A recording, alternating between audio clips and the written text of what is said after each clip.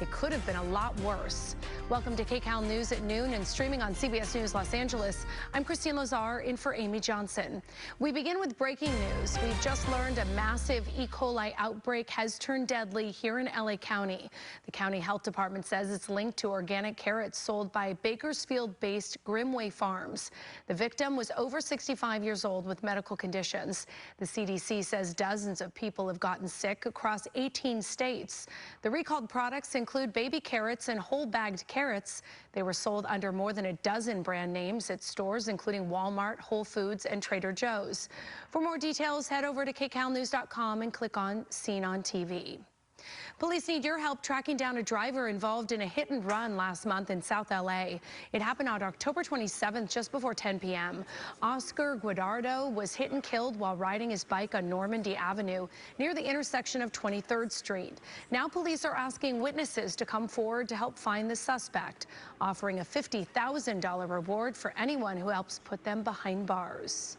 Please, I just only want to know what exactly happened and who was responsible of his death, because it does hurt us 3 kids knowing that we don't have our own father to see us graduate or anything like that.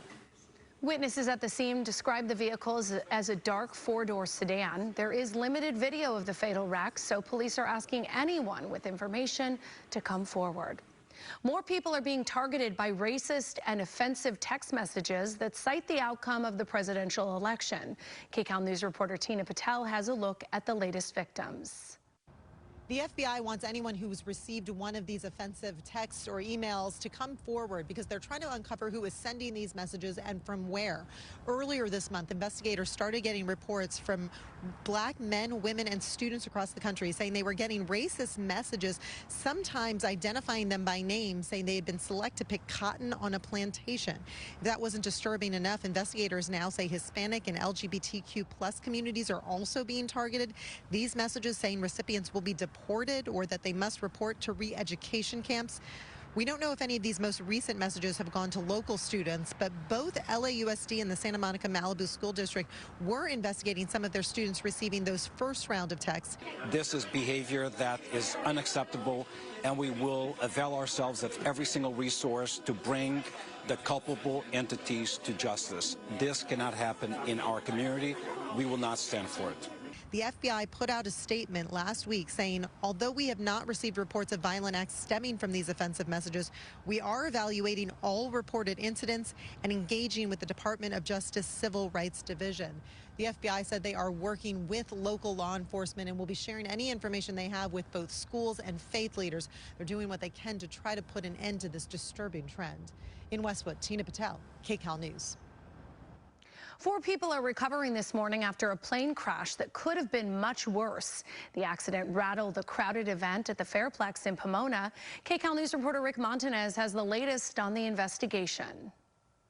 Incredible this wasn't worse. This was one of the busiest events here at the drag strip. That plane came crashing down in the parking lot behind us here, narrowly missing the grandstands and all of the people on the ground. You see some of the damage to those vehicles. The plane wreckage is still there. This morning we're seeing investigators out here walking through that wreckage. Incredible, no one on the ground was hurt. Airplane just crashed. The final moments in the air captured on video. It appears this was taken from the grandstands very close to where this plane crashed. The In-N-Out Burger Pomona drag strip, as it's known now, was hosting the NHRA Championship Finals. This happened just after 11 a.m. yesterday.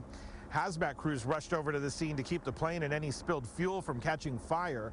The plane landed near the RV where the family of one of the drag race drivers was staying. Lots of people on the ground, lots of people in the grandstands when this happened. Very fortunate no one on the ground was hurt.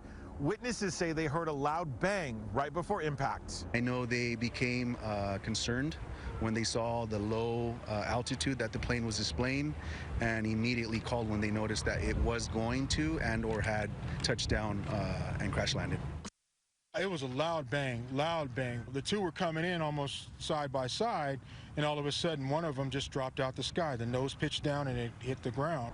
The plane that came down was a single-engine Piper. This morning, the FAA and NTSB are in charge of the investigation to figure out what brought it down. Of the 4 people on board, they all survived. 2 are in critical condition, we're told, and 2 have moderate injuries. That's according to the